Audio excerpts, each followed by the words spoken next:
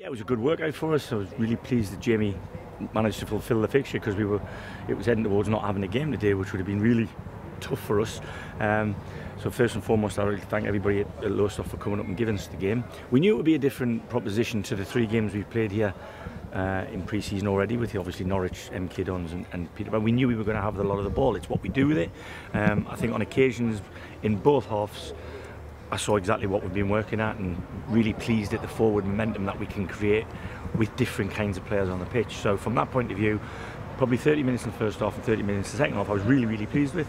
But the other things to me being the perfectionist that I tried to be, but you can't be perfect. We wouldn't be here if we were perfect. So from that point of view, it's been a good culmination of everything we've been trying to put into the players throughout the whole.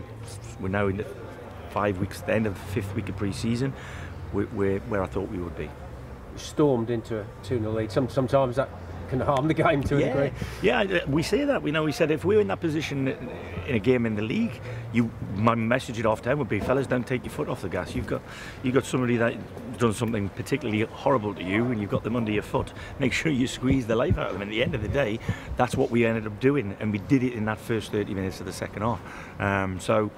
Yeah, like I said, I'm not getting carried away. With all due respect, Lowestoft are from 2 levels below us, and a lot of our lads, in my opinion, could play at the level up from where we are. So from that point of view, I'm mindful of what it is we've done.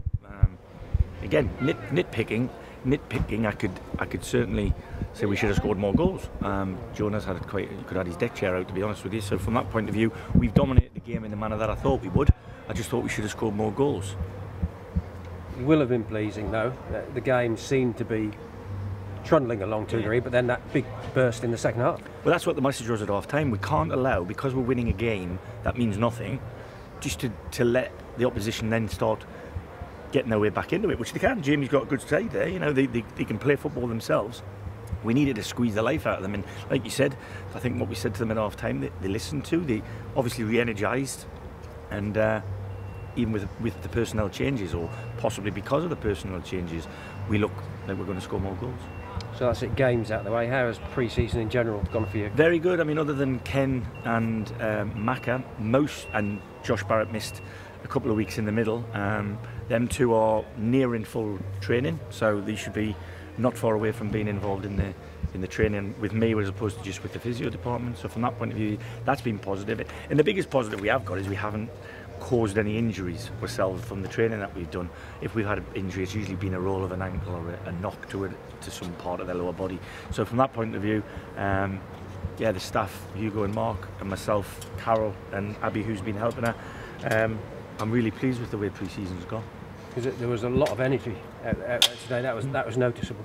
Yeah, I mean, I think that's a factor that I'll be stressing to us. We train probably more than most teams in the division, and therefore I expect us to be fitter, faster, stronger. Simple. There's no hiding behind that fact. We're not in the division to make numbers up. We want to be strong. We want to be dominant. We want to be positive. And like you said, if you were here today, hopefully there'll be more come when people from up my neck of the woods come down. Don't let them hear too many Geordie voices. So we better get the people of Lynn out and come and watch us.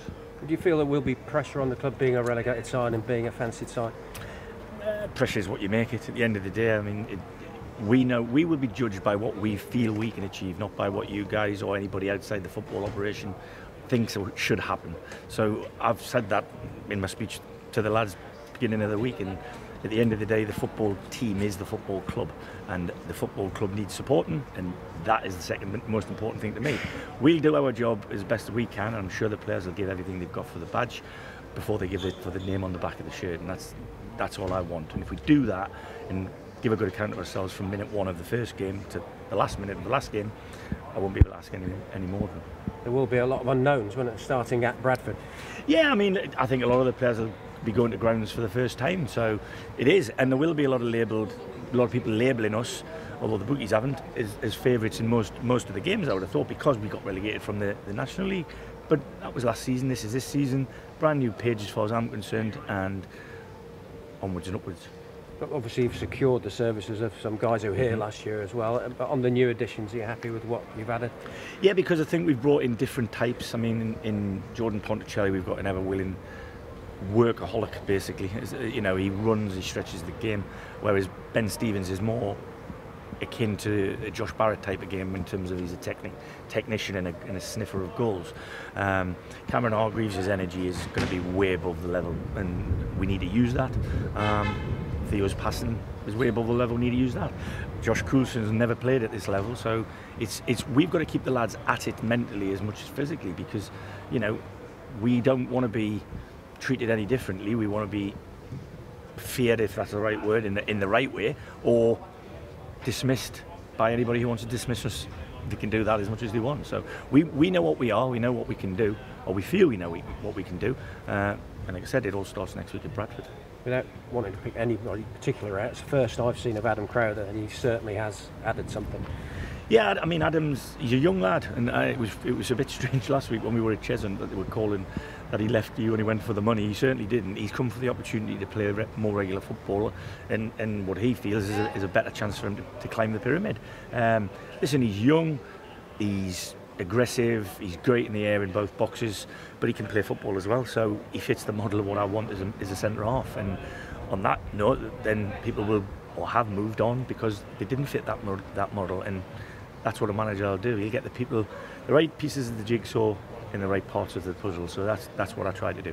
Obviously a full pre-season for you. You know, things improved when you came here. Are you excited by the season?